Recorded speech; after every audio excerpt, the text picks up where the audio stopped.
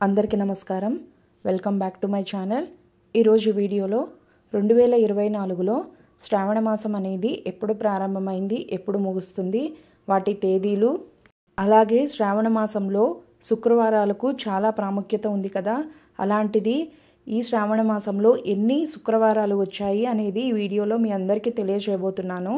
అంతకంటే ముందు ఎవరైతే నా ఛానల్ని ఫస్ట్ టైం విజిట్ చేస్తున్నట్టయితే లైక్ చేయండి, షేర్ చేయండి, సబ్స్క్రైబ్ చేయండి. ముందుగా ఈ సంవత్సరం శ్రావణ మాసం అనేది ఆగస్ట్ 5 సోమవారం శ్రావణ శుక్ల పాడ్యమితో ప్రారంభమవుతుంది. ఎప్పుడు ముగుస్తుంది అంటే సెప్టెంబర్ 3 మంగళవారం అమావాస్యతో మనకు శ్రావణ మాసం అనేది ముగుస్తుంది.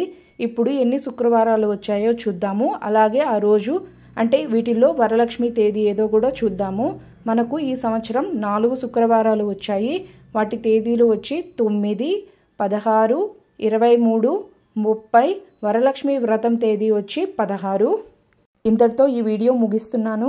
ఈ వీడియో కనుక మీకు నచ్చితే లైక్ చేయండి, షేర్ చేయండి, సబ్స్క్రైబ్ చేయండి. ఒక్కసారి నా ఛానల్కి వెళ్ళి విజిట్ చేయండి. ఇలాంటి పండగలు వాటి తేదీలను అన్నీ నేను వీడియో చేసి పోస్ట్ చేస్తున్నాను. నచ్చితే కనుక షేర్ చేసి సబ్స్క్రైబ్ చేసుకోండి. Thanks for watching.